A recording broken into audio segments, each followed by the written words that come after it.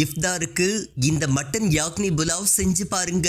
அதிக மசாலா இல்லாமல் அவ்வளவு ருசியாக இருக்கும். டெல்லி அரச உணவு இப்ப நம்ம கிச்சன்லயே கிடைக்கும். புனித ரமலான் மாதத்தில் இஃப்தாரின் போது வயிற்றுக்கு லேசான மற்றும் சுவையான உணவை விரும்புவர். அதற்கு யக்னி புலாவ் அத்தகைய ஒரு உணவாகும். இதன் நறுமணமும் சுவையும் நாவின் மொட்டுக்களுக்கு விருந்தாக இருக்கின்றது.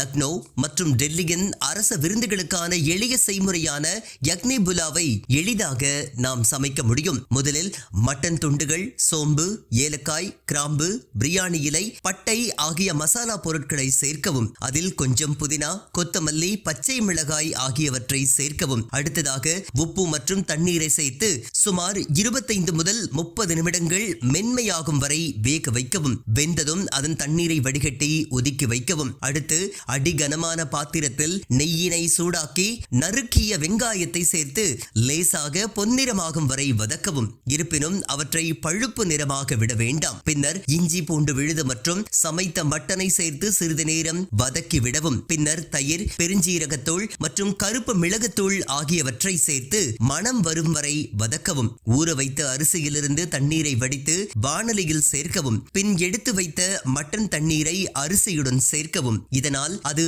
லேசாகவும் ஒட்டாமலும் இருக்கும். வாணலியை இறுக்கமாக மூடி குறைந்த வெப்பத்தில் சுமார் 12 முதல் 15 நிமிடங்கள் வரை கொதிக்க விடவும். இதற்கு பிறகு அடுப்பை அணைத்து சுவைகள் கலக்க 10 நிமிடங்கள் தம் போடவும். புதினா இலைகள், புதிய கொத்தமல்லி இலைகள் மற்றும் எலுமிச்சை சாறு மேலே தூவவும். அவ்வளவுதான், யாக்னி புலாவ் தயார். இதை செய்வது மிக மிக சுலபம். ஆனால் ருசி பிரியாணியை விட அதிகம்.